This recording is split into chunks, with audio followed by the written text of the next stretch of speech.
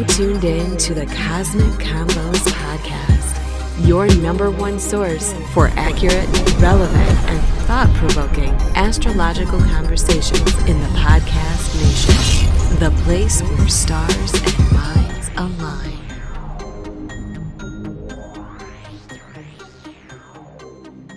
Peace, you are now tuned into the Cosmic Convos podcast. I'm your humbled host, Harut, and we got the man of the hour, master astrologer, Brother Ra. How you doing? Oh, peace, brother. Doing well. How about yourself, brother? Pretty good. No complaints, man. You know, we finally got around to doing this, right? Indeed, it's here. We're getting it started. Absolutely. So, you know, this is the first episode, you know, of this podcast, and I think you all will be in for, you know, real good treat. To my knowledge, I don't know of any podcast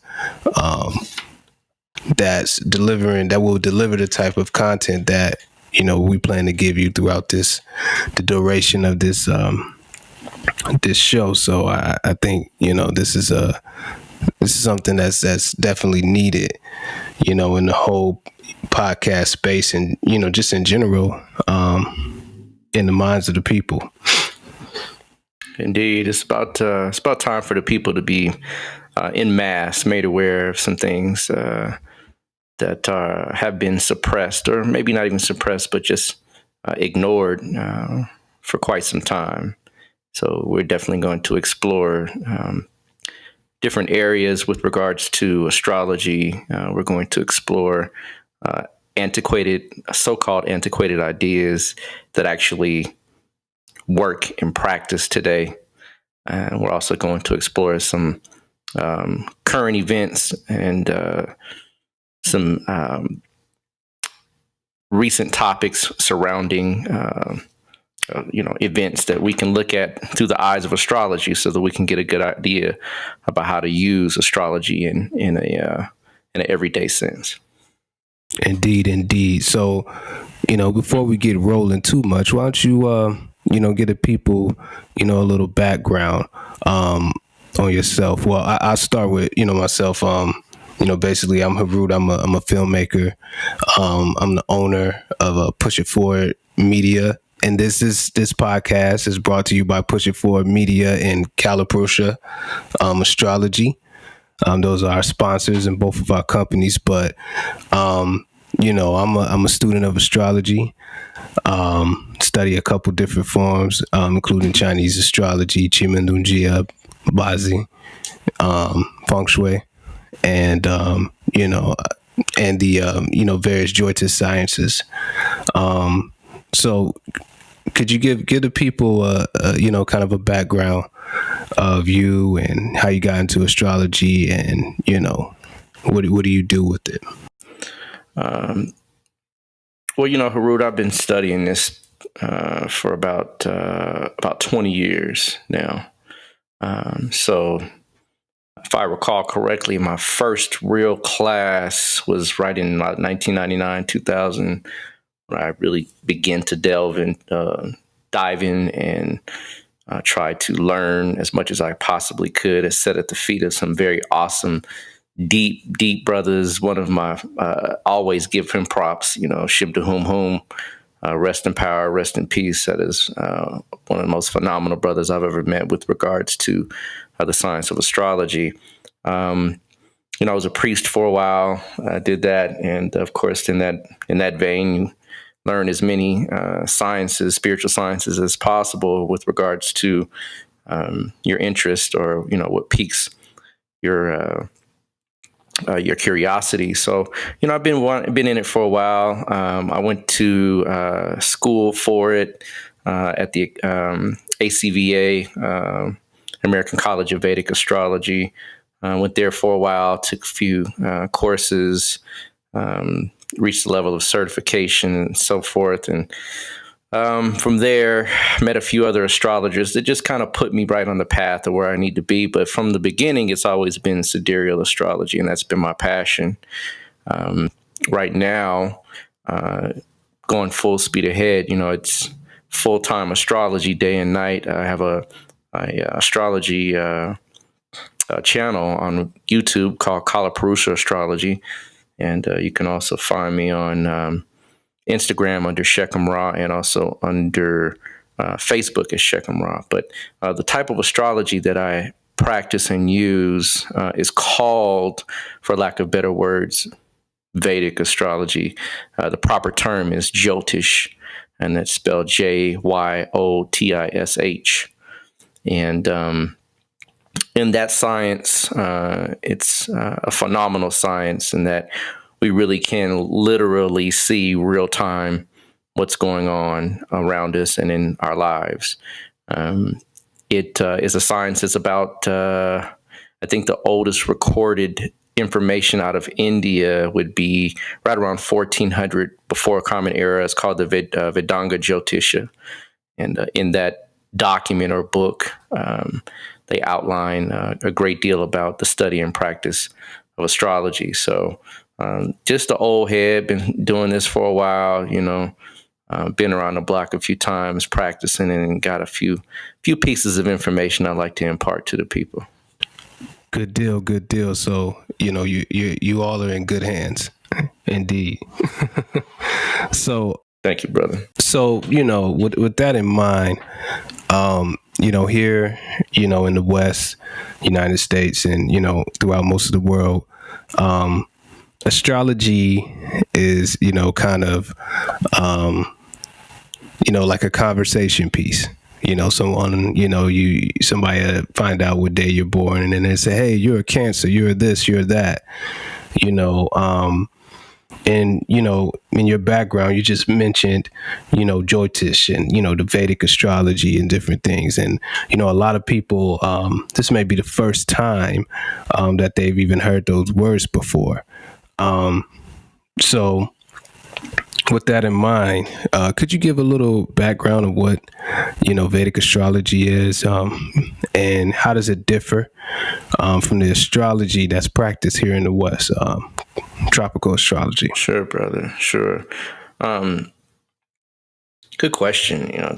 Good way to kind of dive in this whole astrology piece. And so the differences between the two are, they're not, I want to say vast, but they're definitely some stark differences between the two. And this science, we're talking as far as the Vedas are concerned, goes back, at least 2,000 years BC, if not more. The fundamental principles of Jyotish is centered around Vedic thought out of India. And so when we look at it, the sciences that surround Jyotish include yoga. It includes Tantra. It includes Ayurveda. Ayurveda is a science of healing that comes out of India, again, thousands and thousands of years old. So, it definitely has an old source to it, and they have a whole fundamental culture that centers around this knowledge. In fact, you'll find that in India, professional astrologers are consulted on a regular by many of the people that live there. So this is, even in modern times, something that is considered very in vogue with regards to the information and how it's used amongst the people. So with that being said, you have mantras, you have yantras, you have all kinds of things that are associated with the practice of using this astrology, versus in the West, it's a little different. In the West, one of the things that we notice is there's really no spiritual practice behind the sciences. It is, of course, they use it where they attempt to, psychoanalyze you and give you information about maybe, things that are going on in your life and things like that. But, one of the things that I noticed over the years is that this science out of India is more predictive in nature. And it's less apropos applied to psychoanalysis, but more fundamentally focused on predictive powers. And you would be surprised how accurate it can be. I mean, there are parts of this science that we can use to even predict the time of death. So it's that accurate. It's not something that is a fly-by-night process. You can't just pick up a book and read it. It's something you really should have a valid and competent instructor guiding you through the process of learning how it works. It's very intricate and very complex. One of the other differences is that the measurements that are used are different. And so most, not all, most Vedic astrologers use a sidereal-based measuring stick, if you will, versus the Western astrologers use what's called tropical. And we'll get into some of that as far as those fundamental differences of those. But, if I had to boil it down to three primary differences, is one, there's very spiritually oriented, which gives you spiritual practices to implement. Two, it does definitely have a predictive application to it, so you really can predict to the hour, to the minute with this science. Very different from Western astrology, even though they do try to predict as well. And then third, of course, the way in which the information is gathered. Again, the measurements that are used, it's based on the night sky. It's based on what is called sidereal astrology. So if you had to boil it down to the basic three differences, those would be, I'd say, the highlights. Interesting. Very, very, very interesting. So, just full disclosure, I'm a black man. You're a black man. And, you're speaking about this science that's been, kind of cultivated and preserved in India. So how does that, how is that relevant to, a black person or people of some other indigenous cultures? Typically, in ancient times, the founders of astrology, and let me say this, that India is one of those founders, not the founder. There are civilizations that go back much older than civilizations in India. And let me say this, so they're all relative, right?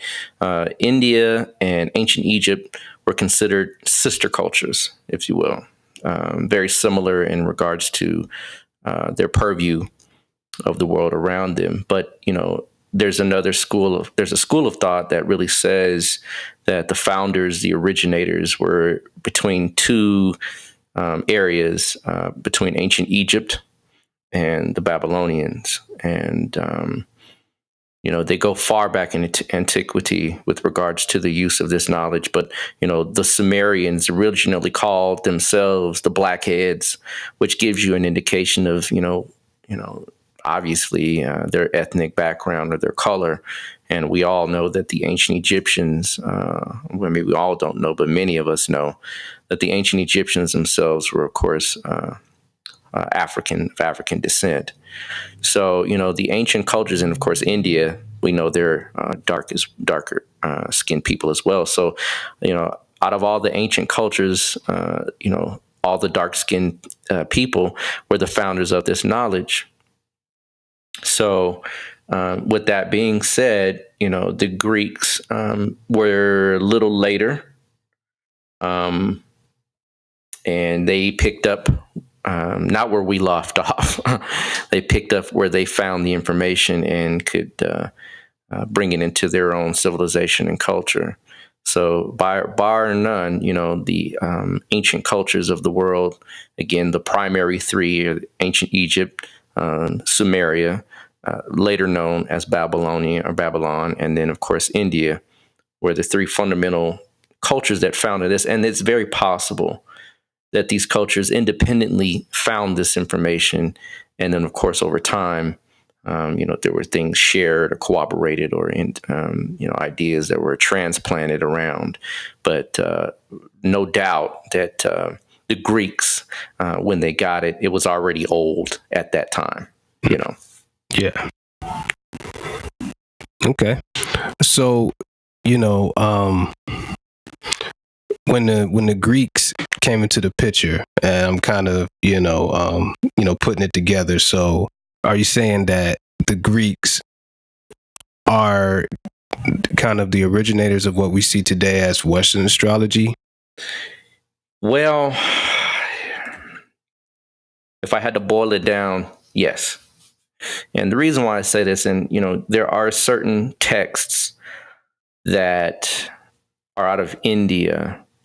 One of which is called the Surya Siddhanta, and the Surya Siddhanta is acclaimed to have been written by the Yavanas.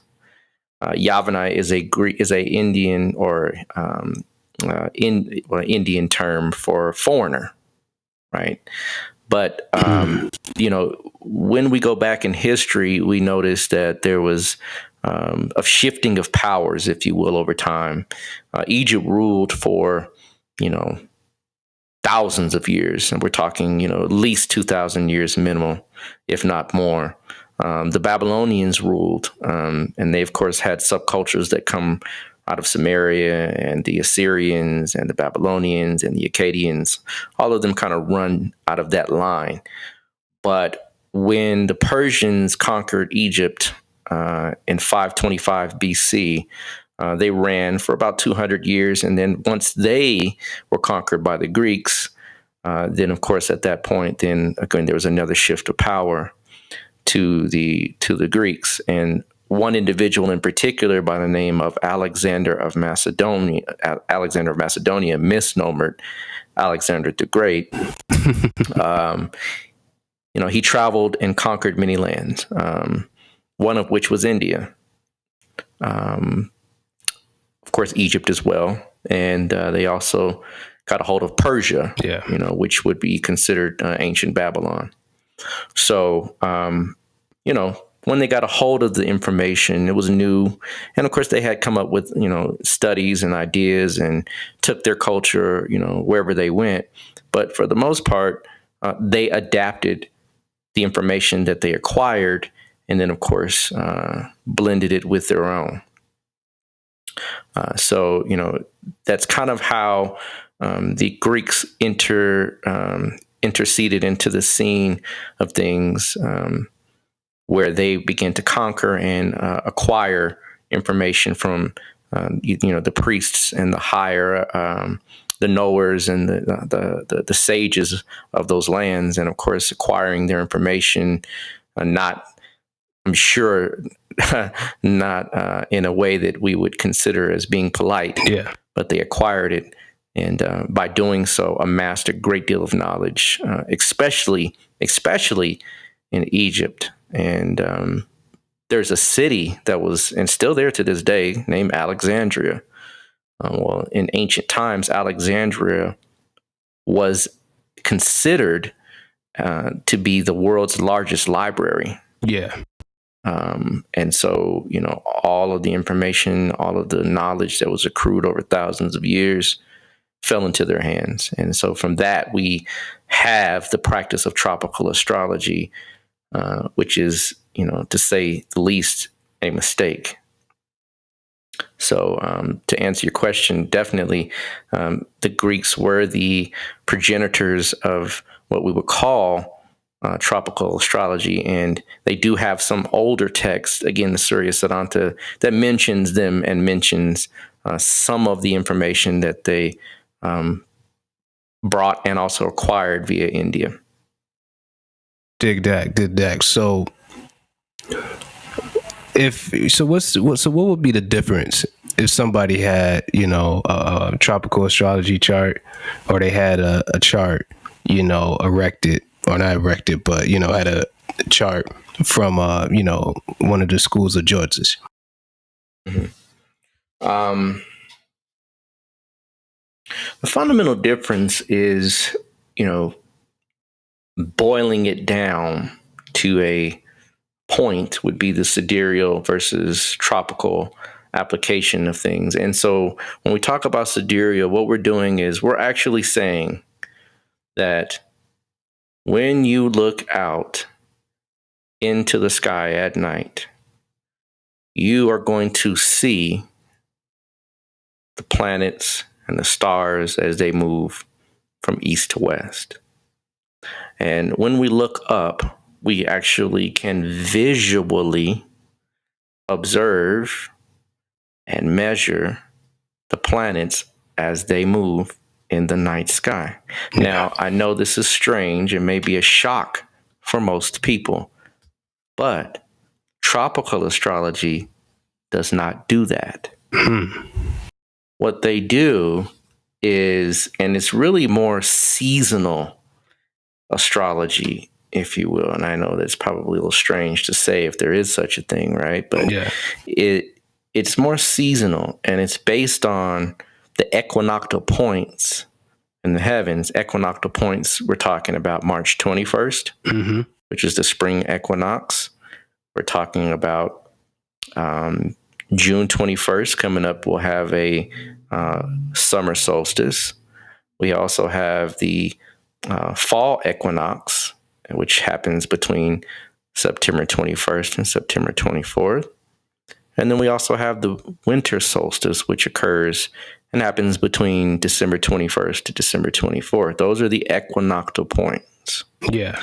And so what they have done is said, well, we're going to fix the signs based on the dates in which we use to navigate the seasons as the backdrop for their astrological computations. So it looks like March 21st, when we have the spring equinox, that is the official date, the stamped and approved date for all time for the beginning of 0 degrees Aries. Well, that doesn't match the night sky. When we look out March 21st in any point in any year, right? When you look on the horizon at sunrise, the constellation that will be rising is Pisces. The degree at which Pisces will be rising exactly at sunrise, March 21st, is 6 degrees Pisces. So, March 21st, the sky tells us that it's 6 degrees Pisces, but tropical astrology will tell us that it's 0 degrees Aries. Well, if you do just quick math, Harut, and you take 0 degrees, right, and move backwards to 6 degrees Pisces, you have a 24-degree difference. That's a big difference. Big difference. You know, this is a science, and so we respect it as such by acknowledging that measurements are key and crucial to getting the right answer.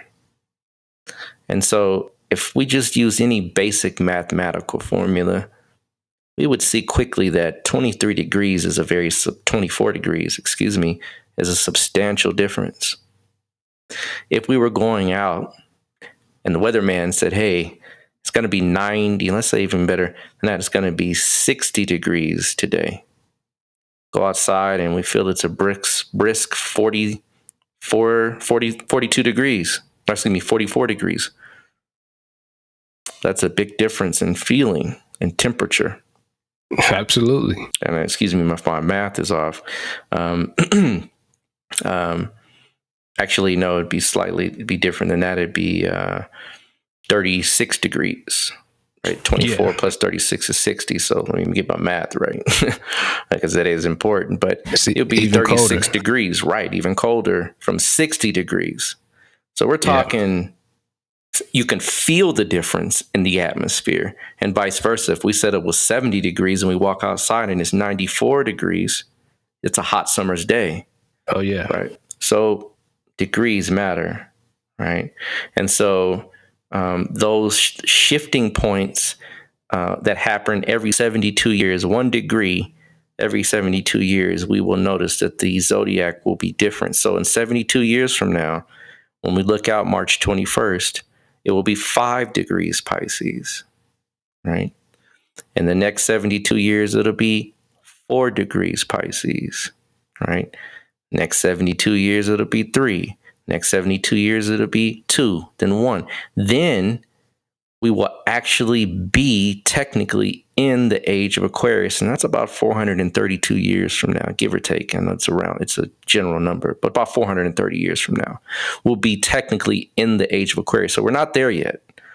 We're still at the very cusp of it, but it's phenomenal because the cusp will bring substantial changes. Indeed. So, with that being said, and what we were talking about a little earlier, kind of like a historical, context of the differences between the two systems. So you would say that in ancient times, some of the places where our ancestors come from, sidereal astrology was the astrology that was practiced during those times, correct? Yeah, absolutely, 100% correct. That is what was practiced. Yes, sir. Okay. So, yes. How did we, with that knowledge and, this process of, basically, us moving backwards, through the zodiac, and then you brought up the ages, the age of, Pisces, and us going into the age of Aquarius. What significance did that have for us in ancient times, charting that, in our cover art, for the podcast, we have the Zodiac Adendra on there from Egypt. And there's a lot of different things in there. So could you get into kind of like what was the purpose of that in ancient times? Definitely, brother. One of the things that a civilization will do is try to old civilizations, that is, would do is try to make sense of things, if you will, as far as what's going on around us. Why are we experiencing these certain sets of events? And of course, astrology was used to extract that information. And you'll find that in ancient Egypt, and it's wonderful that you brought about the Temple of Dendera, the actual that's the ceiling of the Temple of Dendera. And that is actually quite young in comparison to the older, of course, the pyramids and things like that. That temple was built in the time that the Greeks occupied Egypt. So in that temple, that knowledge is older than that, of course, but that is the time and date that temple was created. But you'll find that the actual civilization of Egypt itself incorporated the knowledge of astrology inside of every major aspect of civilization. And you can go back and you'll find, for example, they have Lower Egypt and Upper Egypt, right? Well, Lower Egypt and Upper Egypt at one point in time in history was ruled by two different kings, right? You had one that had the lower Egypt, which was the red crown, the Jezreel crown, and then you had the Upper Egypt, which is the hedge crown, white crown. Yeah. And so there were two, right? Lower and upper. Well, during that time period, when we looked out due east on the horizon on March 21st, the sign that was rising was Gemini. And so for 2,160 years, 2,155 to be exact, but we round it up to give it a nice round number. 2,160 years, that sign rose on March 21st every single year. So you'll notice that Gemini is a sign of duality. Yeah. You'll notice that Gemini is a a dual sign. It's a double-bodied sign, is what they call it as well. Yeah. And things come in twos in that regard. So you had an upper and your lower. You had a red crown and a white crown, and even in fact within these cities, they had two capitals, right? So each respective area, lower had two capitals and upper had two capitals. So again, the doubling process, right? We also know it as Haru and Set, Shu and Tefnut, right? These are the themes that were coming out about at that time. You'll even look at a lot of the old pottery and things of that nature and notice that these things were in play as far as what was being promoted in civilization at the grassroots level even. Yeah. So, it's from top to bottom that the ancient ones used astrology to guide civilization for thousands of years. Well, the thing about the signs and how they move through procession is they don't go forward, they go backward, right? So we move forward in time, right? But divine time moves backward. So when we look at Gemini, the sign preceding Gemini is Taurus, right? So when we go forward in time, we're moving back through the zodiac. So right around 4000 BC, of course, I don't have a specific date for you, unfortunately, but right around 4000 BC, right? The changing of power has happened again. And now we have the Age of Taurus, right? So you'll notice that we call it so-called unification of ancient Egypt, where the two lands become one. Yeah. Right. Well, now we have the epithet of the bull. Many kings used the title of bull in their name, Mantu, right? Mm. The Age of Taurus is also the age where we dealt with physical reality in a very, very phenomenal way. That's the age of the pyramid builders, right? And to give a little quick breakdown of how we know this is that the Age of Taurus, right? We would look at, how do we inculcate that within the context of, they were pyramid builders. Well, the fourth sign from Taurus is Leo. Yeah. Right. And the fourth house represents your land, right? So they were masters, literally. Leo is the master, right? And the fourth house is the land. So they were masters of the land. In fact, they even engineered the Nile. Right? They caused the Nile to flow in the direction they chose, right? So they were master builders, master construction. That's where, the real Masonic element started, is there, right? So for 2,160 years, right, that age, right, and the people that were under the governance of Egypt recognized that age inside of their culture from top to bottom. Moving forward out of that age, when we shift again, right around 2200, running around between 2200 to 2000 BC, now we have a new age coming in, and this is the Age of Aries. And so the Age of Aries, you see again, right, the shifting from the bull epithet, right, the bull being everywhere in culture and civilization and the king's names and so forth. Now we're moving into the age of the ram. And you'll notice all around Egypt at that time, you see plethoras of rows of rams. Right? Yeah. Right. And this is to show that they were showing you they knew exactly what time it is. Wow. Right? That their culture reflected what we say, as above, so below. So below. So, and no other culture has done this, Ateh. No other culture has done this. None. You can go to Babylon. You do not find, and you'll find some pictures, right? Like the Mithraic culture, which is much later. It's just a appendage of Zoroastrianism, right? Yeah. And Zoroastrianism uses astrology in some of their paintings and some of their sculptures, but not in the actual building of their actual the construction of their civilization.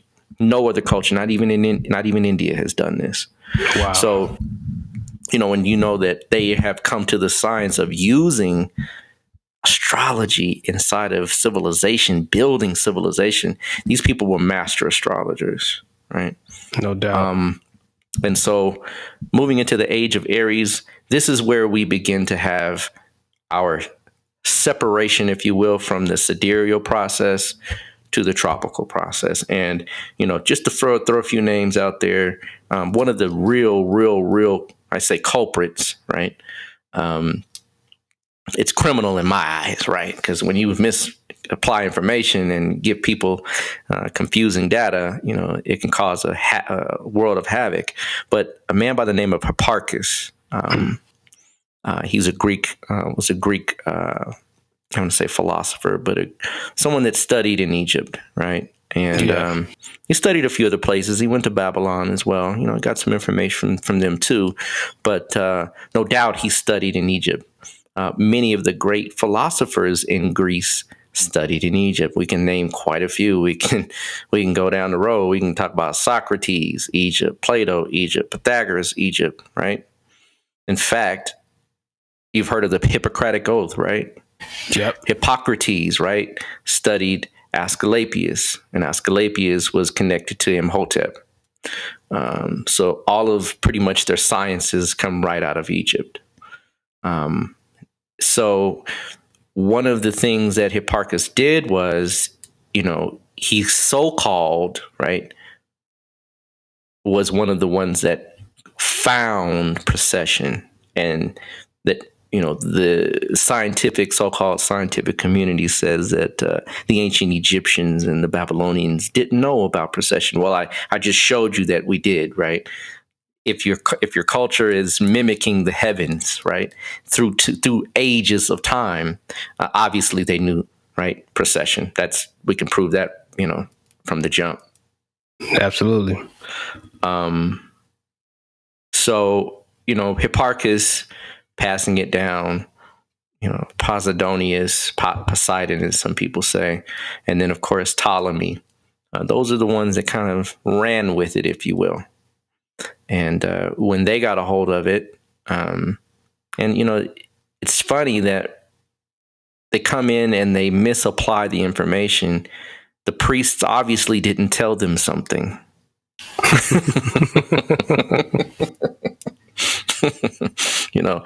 The Great Pyramid is aligned to true north. That's a feat that the Greeks couldn't even imagine. You don't find any pyramids in Greece. Nope. In fact, even their structure of civilization, you've heard of the Corinthian, the different 5 different types of pillars, right? All that's in Egypt. Yeah. So everything they get is from another culture. Well, when you get something from another culture and the priests kind of just nudge each other, we priests, hey man, don't give him that piece. He got it, but don't give him the piece that makes it work, right? Yeah. And the other thing is that you couldn't, because at the time that they found it, it was the Age of Aries. So you wouldn't be able to differentiate Aries from Pisces, from Taurus, from Gemini. You couldn't do it. Yeah. So there's literally, they couldn't separate the two because there was nothing to separate from. Well, 2,000 years later, of course, when we look out, we see there's a difference. And 2,000 years prior to Hipparchus, there was a difference. So, when you get that and you start to see that, you kind of laugh and sniggle because it's like they knew something they didn't tell you, right? Yeah. And that's basically how we get the information we have today. Ptolemy was the most recent of those, and he wrote a book called Tetrabiblos. In that book, he acknowledges the ancient Egyptians themselves as having the most profound knowledge of all the ancient world. So by and far, right, when he created that book, again, there was no difference between tropical and sidereal, so we couldn't say that one was the other. But he did fix Aries at 0 degrees for all time. And that is why we have a mess of things when we look at, well, people say astrology doesn't work. Well, you're right. If you're using a system that's off between 23 to 24 degrees. Yeah. Correct. The funny thing is that when we move forward, let's say in about 7,000 years, the astrology won't match at all. Right. So this is how we know, right, that tropical, and not to say tropical's all bad, they did come up with a lot of inventive techniques such as aspects, which is really one of their biggest ones, squares, quincunxes, and trines and all that good stuff. That's Greek. It's not ancient.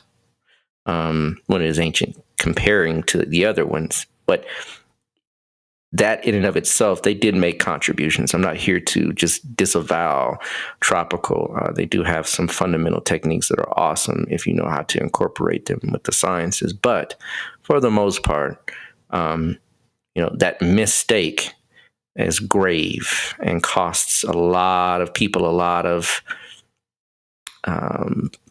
They could avoid a lot of things if they had the right information to go with what they're practicing. So, Sidereal is again based on the stars. So the beautiful thing about it, let's say I don't have a computer system, Atef. Let's say we don't have a computer system. Our computer's down. Let's say the World Wide Web is smashed, right? And computer systems are wiped out. We got hit by a Y2K. Yeah, right. What we can do, right, is to actually go outside, look up without any assistance, and say, "Hey, man, look at that big old bright thing right there. That's Venus, right?" Well, wait a minute. Venus is in a constellation that looks like a scorpion. Oh, it is. Venus is in Scorpio. Hey, we can see Venus is in Scorpio, right? Yeah. We don't have to guess. We don't have to run to a computer system. We don't have to run to an ephemeris, right? We can literally see it. Now, of course, we want to get specific and get degrees and get, the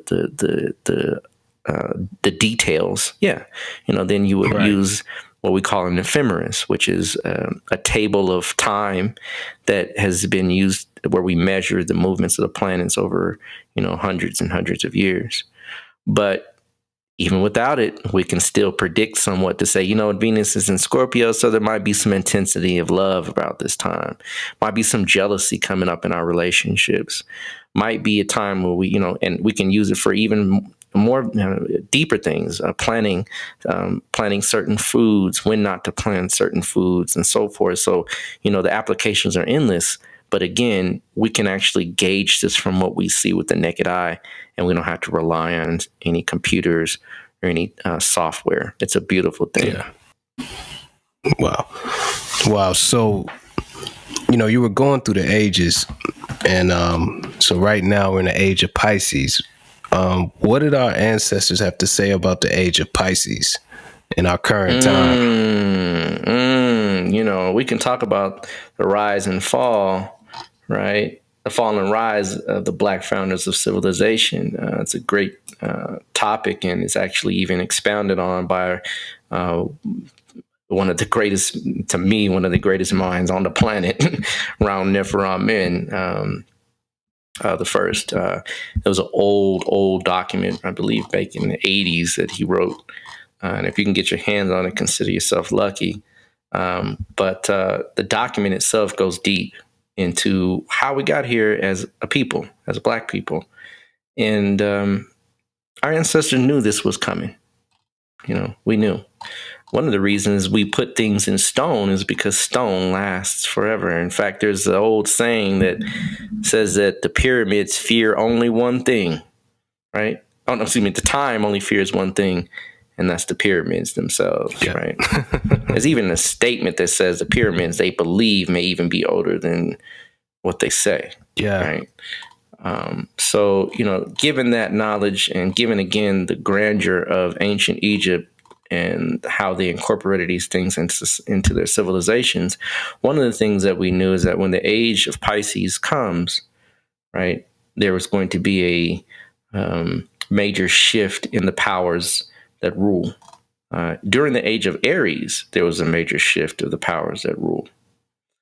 That's when the Europeans begin to come out and to make themselves known. Well, hey, another name for a European is Aryan. Yep. Right. Right. Right in line with the Aryan age. Right. Wow. So when the age of Pisces sets in, right, and we're looking at right around 221 AD, right? When that age sets in, right, and this is long before Jesus, so-called Jesus Christ, arrives on the scene. The age of Pisces did not coincide with Jesus. It started 200 years before his so-called arrival. I'm sorry. No, I apologize for that. 200 years after his so-called arrival. And when Jesus was on the scene, it was the age of Aries. So what you'll find is that the age of Pisces is the age that really, let's just even talk about the sign of Pisces. Pisces is a water sign. Water, right, as we know, right, is a means of travel, right? It's a means of travel. Yeah. And so that at that time, the world itself was a very small place, if you will. Everyone was pretty much, of course, there were people all over the planet. Let me just say that. But I'm talking about civilization as it began to take root. It's in a very small area. Yeah. Right? We're talking, I could say 3 points again: Egypt, Sumer, and India. Those are the three that kind of were the starting points of civilization, if you will. And the age of Pisces is all about expansion because it's ruled by the planet of Jupiter, which itself is the largest planetary body in the heavens. Yeah. As far as planets are concerned. And it's all about expansion, right? It's all about spreading. It's all about moving from a center point, outward. So you notice that, of course, during this age, the seas were navigated quite a bit. So one, of course, again, it's a water sign. So now we have expansion and we have water, right? So we have expansion over the water. Right? Mm-hmm. And so, matching reality with what we see in the heavens, as above, so below. The Piscean sign is also a sign that equates or is considered similar to what we call the 12th house in astrology. And the 12th house in astrology has some very ominous messages behind it, if you will. Now, it's not ominous in the sense that, over time, anything that's negative has a positive and vice versa. Anything has positive and negative. But for the most part, it's not a sign or energy that's very palatable to the comfort zone of people. It is going to shift things in a way that literally change things completely around. One of the other things that we notice about the age of Pisces is the age of false religion. Right? You have two fish, right, swimming against the current of one against the other. So now we're talking about truth versus falsehood, right? Reality versus speculation, right? We can even say tropical versus sidereal, right? There's one fish going one way and another going another way, and they're both tugging at one another. Well, wow. They end up stalemating because two fish going opposite ways, right? You don't get very far. Exactly. But the age of Pisces, one of the stars, and in fact, there's a few stars that we could talk about in Pisces. One of the ones that I really want to hit on is what is called Difta. And Difta is, in fact, very close to what we know as, it's very close to that March 21st date as it rises right now. It's about 6 degrees Pisces. Little, maybe about 7 degrees, closer to 7. But Difta is a star that brings tragedy. It's a star that brings calamity, right? It's a star that brings disruption. So we know that, we can go back in time and talk about all the different things. But one of the things that we know about African people, they were put on boats and brought across vast oceans, right? Yep. And so that again holds true to the age of Pisces. The 12th house is a blind spot. When you look in the actual sky, it's right above the horizon, right above it. So it's like that driving. If you drive in the morning and you got that sun right in your face, right over the horizon, it's a blind spot. You can't see. Right? Yeah. Well, we've experienced this through slavery. And slavery did not start with the transatlantic slave trade. Let me also make sure I state that. Slavery started with the sub-Saharan slave trade, right, which was brought about through Islam. So, the people of color were predicted to go through, right, what we call the time of sleep, right? There's a book called 2000 Seasons, good book to read, right? Because 2000 seasons and 2000 years is right about the same time frame we're looking at for that age. And so during this season, right, or this time, the 12th house is also the house of sleep, right? So we would go to sleep, right? Well, if you rule, and I'm saying rule, I'm not talking about like play rule, like you like have a culture and it goes away and comes back. No, this culture existed. We're talking about at least minimal 3 ages, right? Yeah. Minimal. Well, when you rule that long, you can't rule forever, right? Some things that go up have to what? Come down. Right? And there's a cycle and a time for all things. And, it's just the time itself is that we're asleep. We're the oldest race in existence. And when you get old, you get kind of senile sometimes. Right. So that's a good way to put it. When you get old, you move a little slower. Right. But one of the things that we did also, and we recognize, is that you also must move in time with the seasons as far as astrology is concerned. And so you'll notice that as the Aquarian age begins to pick up, we'll begin to pick up. We'll begin to awaken. We'll slowly wake out of this slumber. And it's happening. We're having a conversation that is right evident of that actual happening. So, it just shows that, time controls all things. It manifests, everything manifests in time. The supreme being even limits itself through time. No galaxy is created overnight. No solar system is created overnight. No mountain is created overnight. These things are long, long periods of time. So, if God creates through time, guess what? Man does too. And so we have to align ourselves with these particular cycles so that we can maximize, right, and really minimize the detriment that is caused us by us being asleep. So I say that to say, and it's not to say anyone else hasn't experienced this. Other races, of course, have experienced slavery and different things, but not on the scale, from what I can see, that Black people have experienced. Not the transatlantic slave trade where, hundreds of millions of people were murdered, and kidnapped and brought over to, foreign lands to, be put to work, so to speak. So, for centuries, for the time frame as well. That's absolutely. Yeah. This is something that we can literally see, and we know that if our ancestors were trying to tell us that, hey, we have an age of Gemini where we set up 2 lands, we set up 2 rulerships. We had the age of Taurus where we consolidated, we gained power, we built civilization. We have the age of Aries where we fought off the invaders, right? We, at that age, Egypt was constantly at war. At war. Well, guess what? Aries is the sign of war, right? So, we definitely can see, the ages and how they're manifesting on Earth. The other thing is that the age of Aquarius is not going to be so hunky-dory as most people think. You have the age of water, right, where we're in now, right? Well, the world has been mapped from top to bottom, left to right, up, down, east to west, right, north to south. We know the whole globe.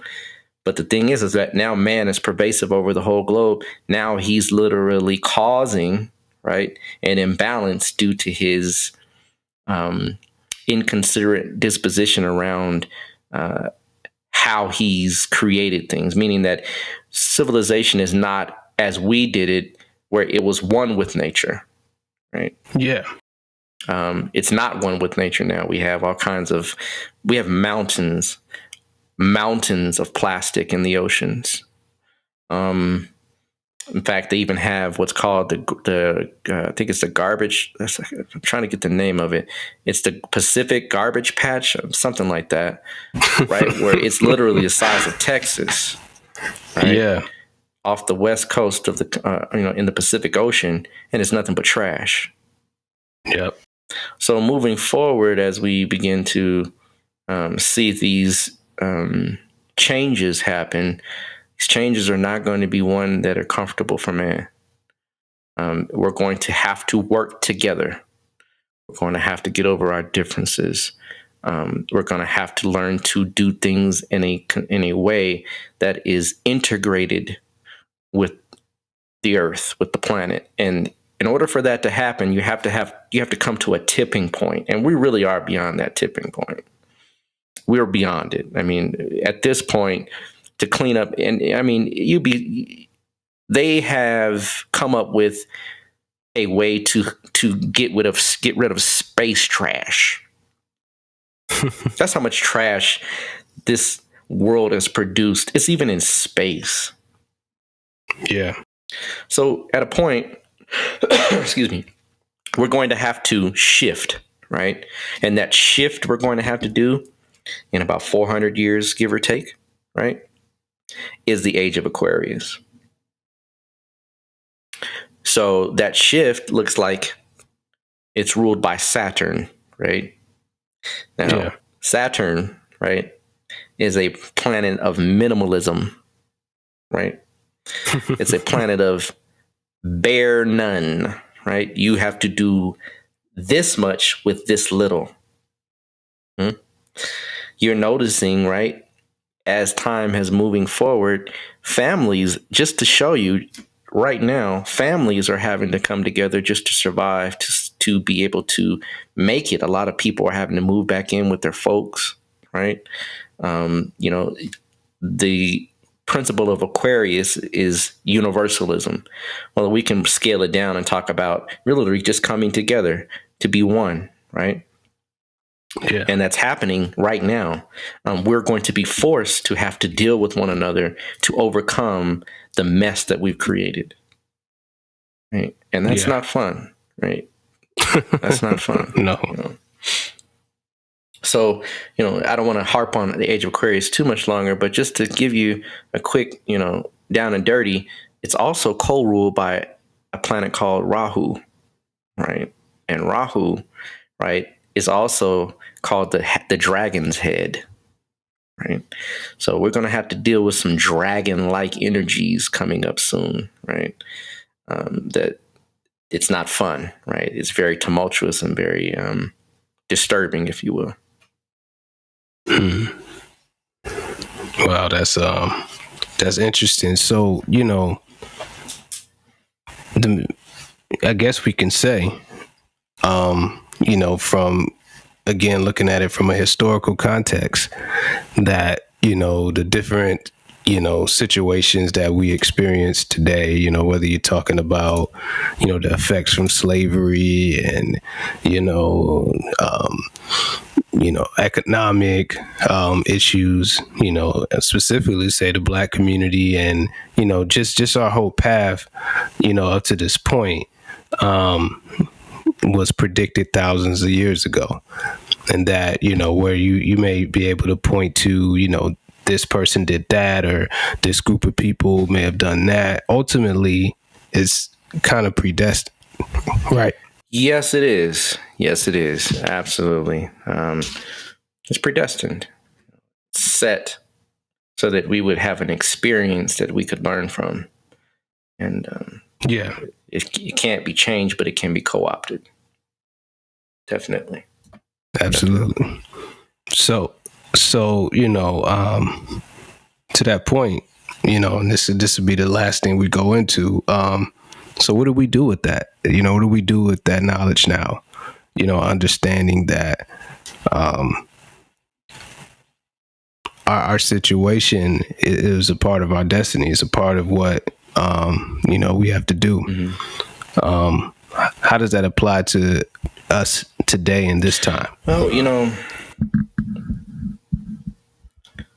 our ancestors are very intuitive and could see things beyond what we probably would want to see. But the one thing that I know what we must do is begin to find ways to come together and to override our differences, to be able to work together to make things within the next 400 years palatable, so that when that baton pass happens, and that's what the ages are, it's just when we pass the baton, right?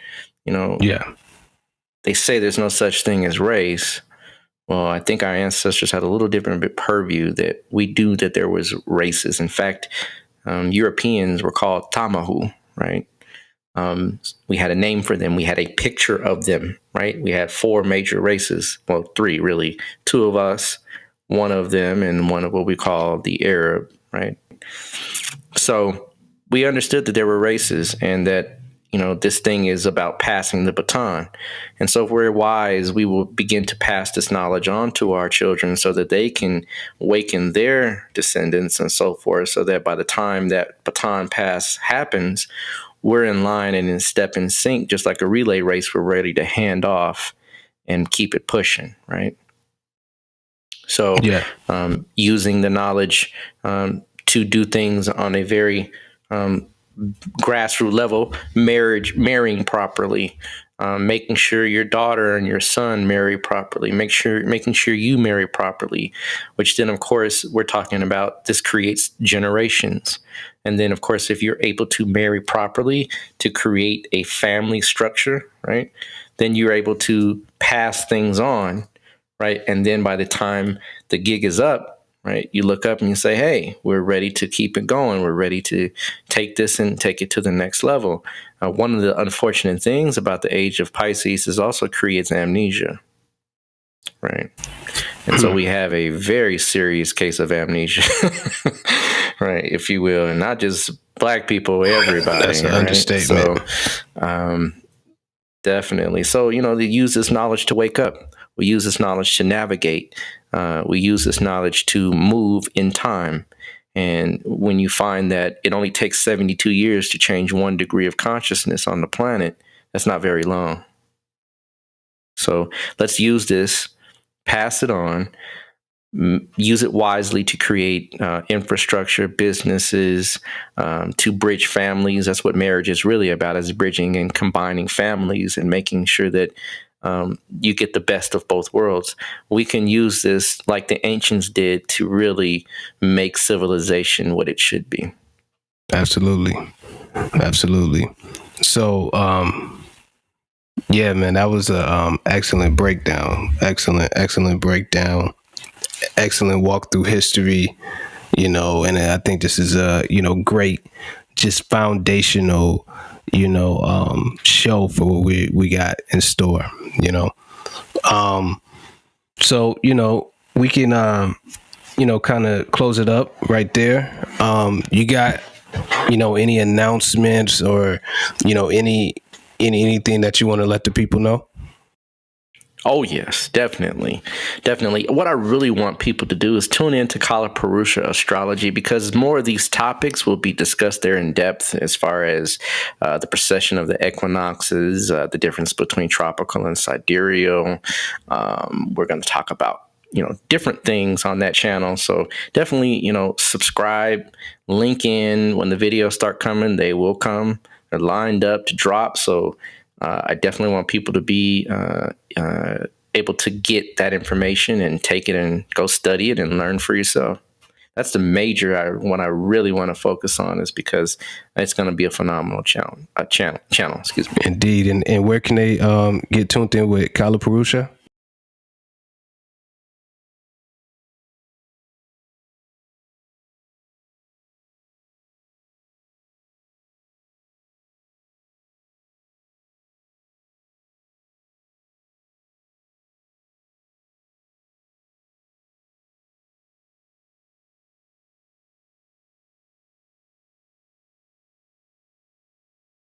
Yep, and they can also find you on Instagram as well, right?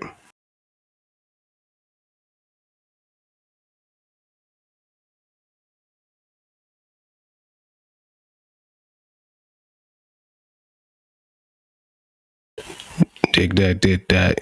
And for myself, you can find, all the content that we produce, including this podcast, at pushitforward.com.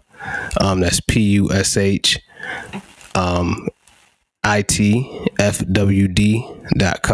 And we're on Instagram at pushitforward, spelled just like pushitforward.com. And I want you all to go check out the latest project that we've put together. It's a concept, for a vegan food travel show called Veg Kingdom. And you can follow that Instagram for everything related to that project at Veg Kingdom TV on Instagram, and Veg Kingdom not Veg Kingdom TV, just vegkingdom.com. We're also going to have some, short films and, other, content and interviews, different things coming up pretty soon. And we'll be tying in some of the stuff we talk about here in this podcast, leveraging astrology and, coming up with some pretty, innovative stories and things like that as well. And you can, stay tuned with this podcast in particular on Instagram at Cosmic Convo. That's COSMICCONVO. And that's the Instagram for the page. And, just stay in tune with us. Brother Ra, he's going to be, doing some lives and different things on his Instagram. And, we're going to, be putting out, different little astrological, occurrences that's coming up. And, we just got a lot in store. So definitely stay tuned in. All right. You got any closing words? No, my brother, just keep looking up. Just keep looking up and take advantage of the night sky and see for yourself the beauty of astrology. Indeed. So thank you for tuning in. We'll be back here same time, same place next week with some more, innovative, astrological talk for you. So on that note, peace and blessings. And until next time, stay great. And like Brother Ross said, keep looking up. All right. Peace.